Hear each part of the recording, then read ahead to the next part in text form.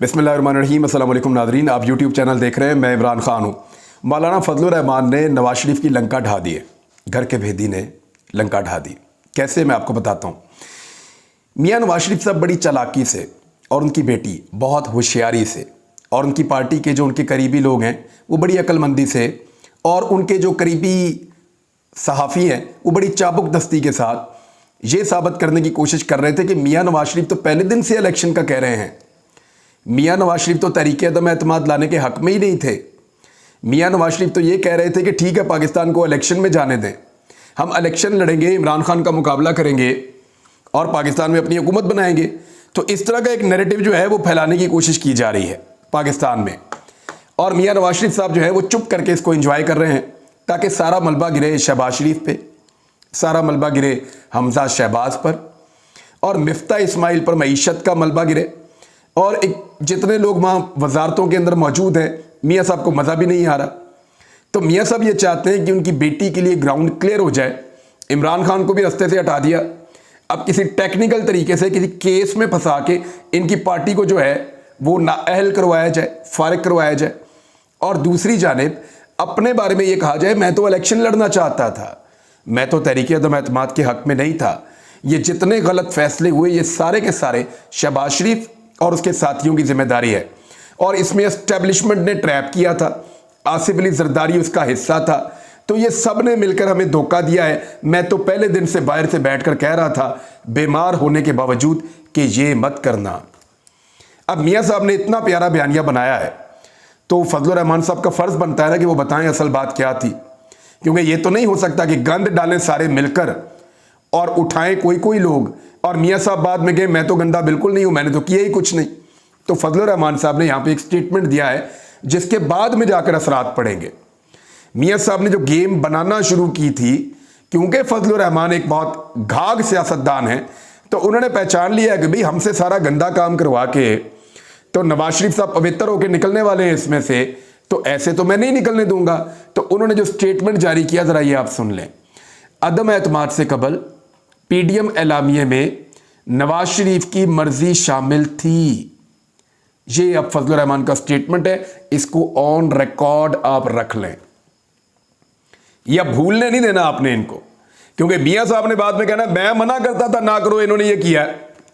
मियाँ साहब ने कहना कि मेरे साथ इन्होंने फ्रॉड किया, हमें इदारों ने फंसाया है, हमें एस्टेब्लिशमेंट ने फंसाया है। कभी कहेंगे न्यूट्रल या खलाई मखलूक ने हमें फंसाया है, कभी कहेंगे हमें गिरफ्तारियों की धमकियां दी जाती थी, कभी मियाँ साहब कहेंगे कि हमें ये कहा जाता था फलां बंदा आकर ओहदे पे बैठ जाएगा।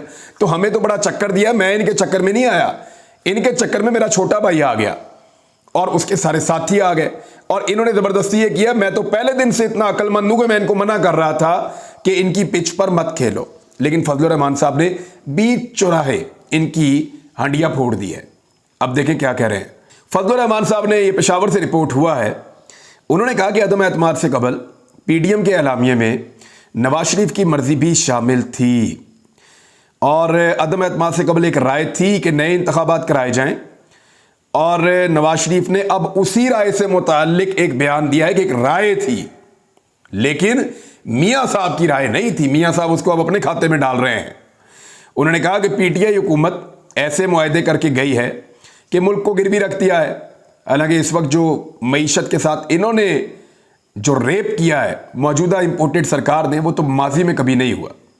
और दलदल के अंदर पाकिस्तान को इन्होंने एक ऐसी में फंसा दिया है कि अगर आज कोई अवामी हुकूमत आ भी जाती है तो उसको 4-5 साल सिर्फ इन सारी चीज़ों को सीधा करने में लग जाएंगे। और अल्लाह ताला की कोई मदद शामिल हो जाए, कुछ चीज़ें तेज़ी से हो जाएं, को पाकिस्तान के दोस्त ममालिक साथ दे लें, तो भी पाकिस्तान को इससे निकलने में 3 साल लग जाएंगे। जैसे पहले इनके बिछाए हुए जाल में या पहले इनकी बिछाई हुई जितनी माइंड्स थी उनसे पाकिस्तान को निकालने में इमरान खान को 3 साल लग गए थे। तो उन्होंने बड़ा क्लियरली कहा कि नवाज शरीफ साहब की मर्जी बाकायदा शामिल थी और ये एक राय थी। कुछ लोग ये राय दे रहे थे, मीटिंग जब होती है तो मुख्तलिफ लोग मुख्तलिफ राय देते हैं। एक राय थी कि जी इलेक्शन में ना चले जाएं। तो इमरान खान ने मौका तो बनाया, लेकिन तहरीक अदम एतमाद के मामले में मियाँ नवाज शरीफ साहब जो हैं उनकी मर्जी शामिल थी कि तहरीक अदम एतमाद लाई जाए। तो इस चीज़ को अब रिकॉर्ड पे हमेशा रखा जाए। एक और पाकिस्तानियों के साथ जुल्म होने वाला है, मैं ज़रा उसका आपको बता देता हूं कि इम्कान क्या है। जो सोर्सेज से खबर आ रही है वो ये कह रही है कि पेट्रोल 10 रुपए लीटर और डीजल 17 रुपए लीटर मजीद बढ़ने वाला है। ये पाकिस्तान का बेशतर मीडिया इसको रिपोर्ट कर रहा है। गरीब आवाम पर एक और बोझ डालने की यह तैयारी है।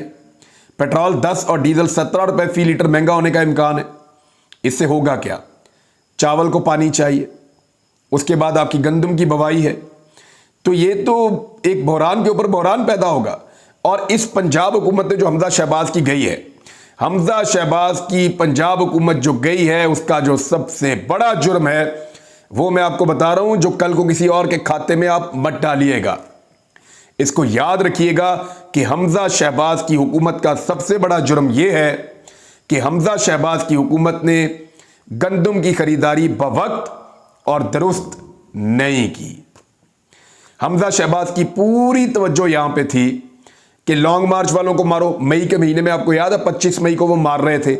ये वो टाइम था 20-25 दिन का जब खरीदारी की जाती है, गंदम की प्रोक्योरमेंट होती है, बारदाना दिया जाता है, किसानों से गंदम खरीद के स्टोर की जाती है, जिसकी बुनियाद पे पूरा साल चलता है। तो पंजाब का क्योंकि इसमें एक बहुत बड़ा रोल होता है, तो पंजाब में गंदम की खरीदारी का एक बहुत बड़ा टास्क था जिसको हमजा शहबाज ने पूरा नहीं किया। क्योंकि उस वक्त हमजा शहबाज की तवज्जो सिर्फ इस बारे में थी कि खैबर पख्तूनख्वा से आने वालों को कैसे रोकना है, लोगों के घरों में छापे कैसे मारने हैं, लोगों की चादर और चारदीवारी का तकद्दुस कैसे पामाल करना है, औरतों और बच्चों के ऊपर आंसू गैस कैसे फेंकनी है, पाकिस्तान तहरीक इंसाफ के लोगों को गिरफ्तार कैसे करना है, ये सारे काम उन दिनों में हमजा शहबाज कर रहे थे। और बिल्कुल तवज्जो नहीं थी पाकिस्तान के सबसे बड़े टारगेट की तरफ। तो इन्होंने गंदम की खरीदारी ठीक तरीके से नहीं की और यह बहरान आपको नवंबर और दिसंबर में आकर आपके गले पड़ जाएगा। नवंबर और दिसंबर में आपके गले में वो वाला बहरान पड़ेगा जिसकी दाग बेल रखी गई है अप्रैल और मई में, मई के आखिर तक हमजा शहबाज की जानिब से। तो उस जुर्म की सजा जो है वो पाकिस्तानी भुगतेंगे अगर पाकिस्तानियों को वाफर मिकदार में गंदम नहीं मिलती। तो गंदम को आप जब इंपोर्ट करेंगे तो वो महंगी मिलेगी। आर्मी मंडी में कीमत बढ़ चुकी है और रशिया अब पाकिस्तान को 30% कम कीमत पे गंदम नहीं देगा, क्योंकि ये वादा उन्होंने इमरान खान के साथ किया था। ये वादा वो नवाज शरीफ, फजलुर रहमान, शहबाज शरीफ, आसिफ अली जरदारी, इन लोगों के साथ करना नहीं चाहते। तो ये आप क्लियर कर लें। एक तो पेट्रोलियम मसनूआत की कीमतें बढ़ रही हैं, दूसरा एक बहुत बड़ा बहरान आपके दरवाजे पे खड़ा है जिसका रिस्पॉन्सिबल हमजा शहबाज और उनके वालिद शहबाज शरीफ हैं, जबकि आप पीडीएम की बाकी जमातों को भी हस्ब तौफीक उसके ऊपर आप उनको जो आप बदवाएं देना चाहें आप दे सकते हैं। अब इसमें कुछ लोगों का यह मानना है कि क्योंकि पाकिस्तान में आज तक कोई भी हुकूमत एहतजाज के जरिए से नहीं गिरी, तो इस मरतबा भी हुकूमत एहतजाज के जरिए से नहीं गिरेगी। देखिए, मैं आपको एक चीज़ बता देता हूं कि एहतजाज के जरिए से पब्लिक तो मोटिवेट होती है, फ़र्क तो पड़ता है हुकूमतों को, हुकूमतें चाहे ना गिरी हों। मेरा यह मानना है कि पाकिस्तान में आज तक पॉलिटिकल पार्टियों ने जितने बड़े बड़े एहतजाज किए हैं वो एस्टेब्लिशमेंट की मदद और उनकी मर्जी से किए हैं। चाहे वो इमरान खान साहब का धरना हो, उसके बारे में भी यही कहा जाता है, चाहे वो तारुल कादरी साहब का बार बार आना हो, उसके बारे में भी यही कहा जाता है, फजलुर रहमान का बार बार आना हो या तहरीक लब्बैक का आना हो, इन तमाम जमातों के बारे में बार बार ये कहा जाता है कि पीपल्स पार्टी या PMLN वाले आ रहे हो। ये तब तक नहीं आते जब तक कि एस्टेब्लिशमेंट के साथ इनकी बातचीत नहीं चल रही होती, और ये कई दहाइयों से ये सिलसिला ऐसे ही चल रहा है। तो जब एस्टेब्लिशमेंट किसी को लेकर आती है तो वो कभी भी हुकूमत को नहीं गिराते, बल्कि वो हुकूमत को दबाकर उनसे अपने मुतालबात मनवा लेते हैं। हुकूमत जब उनके मुतालबात मान लेती है एस्टेब्लिशमेंट के, तो फिर एस्टेब्लिशमेंट उस पॉलिटिकल पार्टी को कुछ ना कुछ देकर वापस भिजवा देती है। लेकिन जो हकीकी अवामी जमहूरी एहतजाज जो है वो कभी भी इस्लामाबाद तक नहीं पहुंचा। हमने तो अपनी ज़िंदगी में नहीं देखा जिसके पीछे एस्टेब्लिशमेंट ना हो।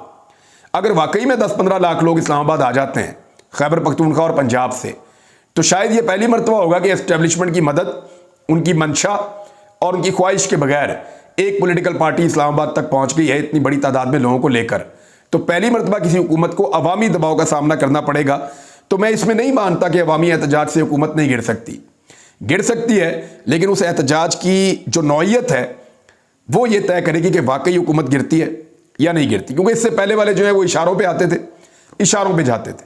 फजलुर रहमान साहब अपने मुंह से कह चुके हैं, तहरीक लब्बैक वाले अपने मुंह से कह चुके हैं, बहुत सारी जमातें और भी मान चुकी हैं कि हमें बुलाया जाता है फिर भेज दिया जाता है। तो ऐसे ही चलता रहा हमेशा से पाकिस्तान के अंदर। तो इस मरतबा अगर एस्टेब्लिशमेंट की मर्जी के बगैर एक एहतजाज पहुंचता है अवामी और बहुत बड़ी तादाद में पहुंचता है, तो उसका इंपैक्ट भी बड़ा हो सकता है। लेकिन इस वक्त सोचना यह है पाकिस्तान की एस्टेब्लिशमेंट को या इदारों को कि क्या पाकिस्तान एक बड़ी सियासी लड़ाई का मुतामिल हो सकता है।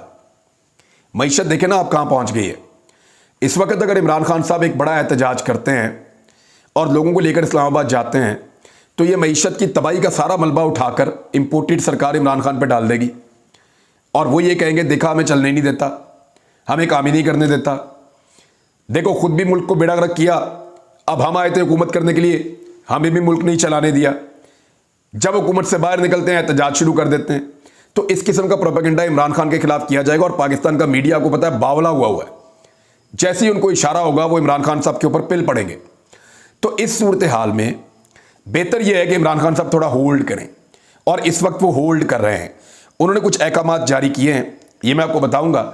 लेकिन क्या अवामी एहतजाज का रिस्क इस वक्त पाकिस्तान की एस्टेब्लिशमेंट या ताकतवर हल्के ले सकते हैं? क्या उन्हें यह रिस्क लेना चाहिए? मेरे ख्याल में उन्हें यह रिस्क इस वक्त नहीं लेना चाहिए। इमरान खान साहब को सिर्फ एक वाकया, एक इंसिडेंट या कोई एक बड़ी गलती दरकार है इस इंपोर्टेड सरकार की। जिस वक्त वो कोई ऐसी गलती करेंगे या मौका देंगे तो उस पर इमरान खान साहब एक एहतजाजी तहरीक या एक बहुत बड़ा एहतजाज या लॉन्ग मार्च इस तरह की चीज़ वो खड़ी कर सकते हैं। उनको सिर्फ इंतज़ार करना है इस इंपोर्टेड सरकार की एक बड़ी गलती का। एक छोटी मोटी गलती इन्होंने अभी की है 11 इस्तीफे मंजूर करके। ये आने वाले दिनों में एक बड़ा इशू बनेगा। उन 11 हल्कों में जब ज़िमनी इलेक्शन करवाने की कोशिश की जाएगी तो वहां पे एक फड्डा पड़ेगा। एक और खबर है मेरे पास, वो ये है कि आपको पता है ब्यूरोक्रेसी से 2 तरह के लोग काम लेते हैं। एक तो वो अपनी मर्जी से जो मर्जी करते हैं। ब्यूरोक्रेसी आपको पता है पाकिस्तान के अंदर शुतर बेमहार है, जितना मर्जी पैसा बनाते हैं, बौछें सबसे ज़्यादा इनकी लगी हुई हैं। आपने कुछ नहीं करना तो आप ब्यूरोक्रेट बन जाएं, आप हमेशा इक़्तिदार में रहेंगे पाकिस्तान में। तो जो ब्यूरोक्रेट्स इस्तेमाल किए थे हुकूमत ने, हमजा शहबाज ने, शहबाज शरीफ ने, उनको ट्रांसफ़र किया जा रहा है, उनके ऊपर थोड़ी बहुत सख्ती हो रही है। ऐसे ब्यूरोक्रेट जो किसी को भी कभी पसंद नहीं आए उनके ऊपर ज़रा ज़्यादा सख्ती हो रही है। आम पुलिस वालों को इंक्वायरियाँ करके फंसाया जा रहा है। लेकिन वो ब्यूरोक्रेट और पुलिस वाले जो ताकतवर हलकों के लिए काम करते रहे हैं और उनके इशारों के ऊपर लोगों को उनका बाजू मरोड़ते रहे हैं, उनको बचाया जा रहा है। मैं आपको फिर बता रहा हूं कि वो ब्यूरोक्रेट्स जो ताकतवर हलकों के लिए काम करते रहे हैं, उनके आलाकार बने रहे हैं हमजा शहबाज की हुकूमत के दौरान, उन ब्यूरोक्रेट्स के खिलाफ कोई भी इंक्वायरी आती है उसको रुकवाया जाता है। ना उनकी ट्रांसफ़र पोस्टिंग होने दी जा रही है, ना उनके खिलाफ कोई तादीबी कार्रवाई होने दी जा रही है। तो वो जो ताकतवर हलके हैं, बहुत ताकतवर लोग हैं पाकिस्तान के, वो अपने मनपसंद ब्यूरोक्रेट्स जो उनकी मदद करते रहे हैं, उनकी प्रोटेक्शन के लिए इस वक्त काम कर रहे हैं। और इसके ऊपर लोग जो हैं वो बेचारे सीख पा रहते हैं। पॉलिटिकल वर्कर्स भी हैं, मुख्तलिफ सहाफ़ी हैं, बहुत सारे लोग हैं। वो ये कह रहे हैं कि इतना जालिम आदमी था ये, इसको आपने क्यों छोड़ दिया, इसको क्यों छोड़ दिया आपने? तो पता चला कि उसके पीछे बहुत ताकतवर लोग हैं जिन्होंने उससे काम लिया था, वो उसको इस वक्त प्रोटेक्ट कर रहे हैं। इमरान खान साहब ने 2 बड़े ऐलानात किए हैं। दोनों ऐलानात मैं आपके सामने रख देता हूं। पहला ऐलान इमरान खान साहब ने यह किया है कि जो सैलाब से मुतासरा अफराद हैं उनकी फौरी तौर पे पंजाब हुकूमत जितनी मैक्सिमम हो सकती है मदद करे। और यही अहकामात जो हैं खैबर पख्तूनख्वा के लिए भी जारी किए गए हैं। यहाँ से कुछ इमदाद जारी की गई है कि जो जाँबहक अफराद हैं उनके लवाहिकीन के लिए भी जो है वो उनको भी रकम दी जाएगी। जिन लोगों के घर गिर गए हैं उनके लिए भी इमदाद की जाएगी। जिनकी फसलें तबाह हुई हैं उनके लिए भी पॉलिसी बनाई जा रही है। लोगों को वापस उनके इलाकों में बसाने के लिए, उनकी मदद के लिए बाकायदा हुकूमत पंजाब भी काम कर रही है, खैबर पख्तूनख्वा हुकूमत भी काम कर रही है। और सिंध हुकूमत अभी तक इस बात का अंदाज़ा नहीं लगा सकी कि सक्खर बैराज के पानी में तैरने वाली जो लाशें हैं, जो लगभग 30 के करीब लाशें अब तक रिपोर्ट कर रहे हैं लोग के वहाँ से गुजरी हैं, जिनमें से 6-7 निकाली गई हैं, बाकी अक्सर वहाँ पे तैरती हुई दिखाई देती हैं। 3 लाशें तो 3 दिन से एक ही जगह पे तैर रही हैं उस दरिया के सैलाब के पानी में। तो सिंध की कारकर्दगी ये है कि वो अभी तक सिर्फ इस बात का तयन कर रहे हैं कि ये लाशें निकालने के लिए रोड़ी थाने वाले आएंगे या सक्खर थाने वाले आएंगे। यानी रोड़ी की पुलिस आएगी या सक्खर की पुलिस आएगी, वो हुदूद के तयन के अंदर अभी तक मसरूफ़ हैं। ये है सिंध हुकूमत और फिटे मुंह इस तरह की गवर्नेंस के ऊपर।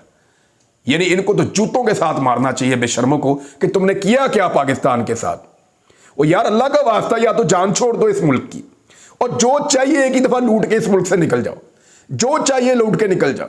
और गरीब को तो छोड़ दो, उसको माफी तो दे दो, वो डूबा हुआ है, उसका मजाक तो ना उड़ाओ, उसके घर वालों को उसकी लाश तो वापस कर दो निकाल के पानी में से। जिंदा नहीं बचा सकते तो लाशें तो निकाल लो उनकी। लाशें निकालने के लिए ये सोच रहे हैं उसकी हुदूद है, ये इसकी हुदूद है। शुक्र है ये नहीं कह रहा मुराद अली शाह ये मेरी हुदूद ही नहीं है, ये लाशें पंजाब से बह के आई हैं, पंजाब वाले आके निकाल लें। हद होती है बेइज्जती की और बेशर्मी की, और ये उसको क्रॉस करके चले गए अनफॉर्चुनेटली। अब एक और खबर यह है कि एहसास प्रोग्राम को इमरान खान ने कहा उसको तेज करें आप पंजाब के अंदर और इसको आगे बढ़ाएं। इसको अभी आगे बढ़ाएंगे, इसका कोई नया स्ट्रक्चर आएगा, मैं आपके साथ शेयर करूंगा, क्योंकि बहुत सारे पाकिस्तानी उससे फ़ायदा उठा सकते हैं और पाकिस्तानियों को, गरीब पाकिस्तानियों को उससे फ़ायदा उठाना चाहिए। मुल्क की तारीख की एक सबसे बड़ी चोरी हुई है, सबसे बड़ी चोरी पाकिस्तान की तारीख की, और वो पाकिस्तान स्टील मिल में हुई है। 10 अरब का मटीरियल चोरी होने का इंकशाफ हुआ है पाकिस्तान स्टील मिल में। हुआ कैसे है इसके ऊपर जो है वो अब इंक्वायरी लगाई गई है, लेकिन इसमें से निकलना कुछ नहीं। उसकी वजह मैं आपको बताता हूं कि 27 जुलाई 2022 को, ये अभी 27 जुलाई को, चंद दिन पहले, रात के वक्त 50 अफराद पर मुश्तमिल एक गिरोह आता है और पाकिस्तान स्टील मिल के प्लांट एरिया पर धावा बोल देता है और अरबों रुपए मालियत का तांबा, वायर्स, दीदा दलेरी के साथ लूट कर फरार हो जाता है। यह ऐसा नहीं हो सकता, अरबों रुपए का सामान एक रात में 50 बंदे आकर नहीं ले जा सकते। याद रखिएगा ये चोरी बड़े अरसे से जारी थी, ये चोरी मिल मिलाकर काफ़ी अरसे से की जा रही थी। क्योंकि मुझे नहीं समझ आती 50 बंदे आए और एक ही दिन में अरबों रुपए का सामान 10 अरब रुपए का लेके चले गए, नहीं, हो नहीं सकता। ये चोरी बहुत अरसे से हो रही थी, ये एक वारदात डालकर सिर्फ उसको एक लिबादा पहनाया गया है। ये चोरी को छुपाने का एक तरीका है जो 27 जुलाई की रात को किया गया है। बहरहाल इसके ऊपर तो मुझे लगता है अदालत को तहकीकाती कमीशन बनाना चाहिए और इसके ऊपर इंक्वायरी करनी चाहिए। 10 अरब रुपए का जो है वहां से पाकिस्तान का मटीरियल लूट कर भाग गए हैं और वैसे ही पाकिस्तान का अरबों रुपए का नुकसान रोजाना हो रहा है। ऐसे चलता है मुल्क? ऐसे तो नहीं चलता। अब तक के लिए इतनी, अपना ख्याल रखिएगा अपने इस चैनल का भी। अल्लाह हाफिज।